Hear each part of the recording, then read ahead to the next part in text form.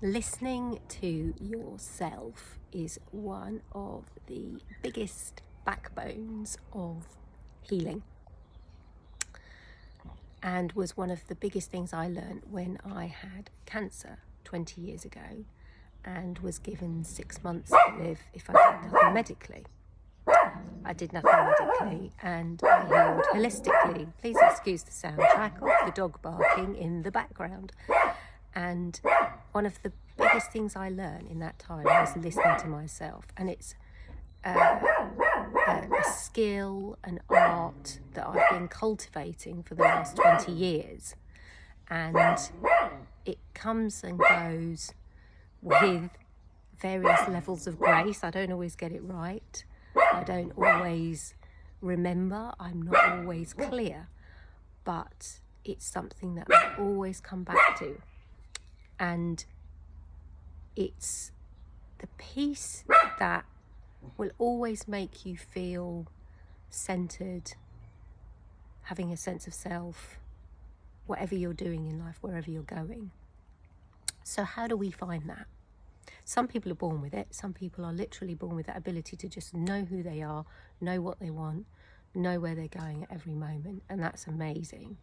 And some of us have to learn how to find that space. And I definitely wasn't born with that. I was born with the traits to try and take care of everyone around me. And so it's been an unlearning and a relearning for me. So back to the question, how do we find that? Well, first we have to clear the space, which can happen mentally, physically, emotionally, spiritually. So it might be that you need to do some clearing in your house, and that helps you tune in, check in. It might be that you need to pay more attention to what you're eating.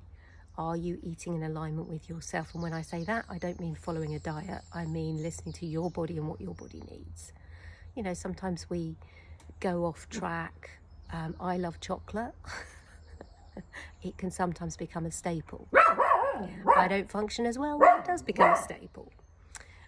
So I have to bring that back into check.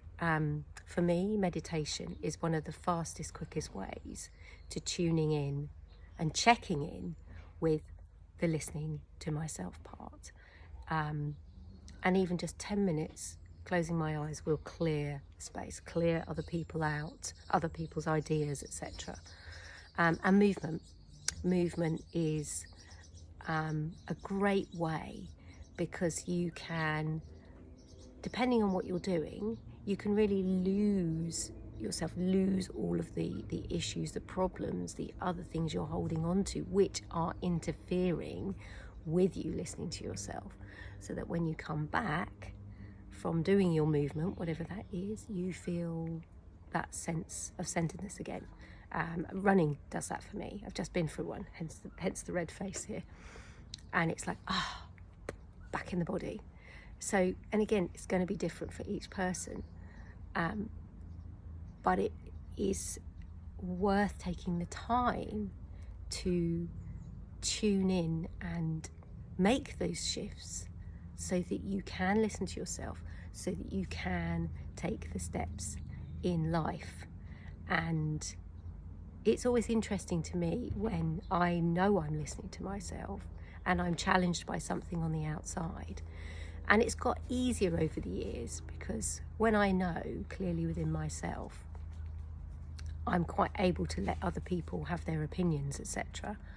And when I'm wobbling, I know that's another area I've just got to work on to find that space. And when I work with other people, so one of the biggest things that I work on in one-to-one sessions with people is helping them tune in and listen to themselves. It's not about me. When you work with me, it's not about me. It's about me facilitating for you.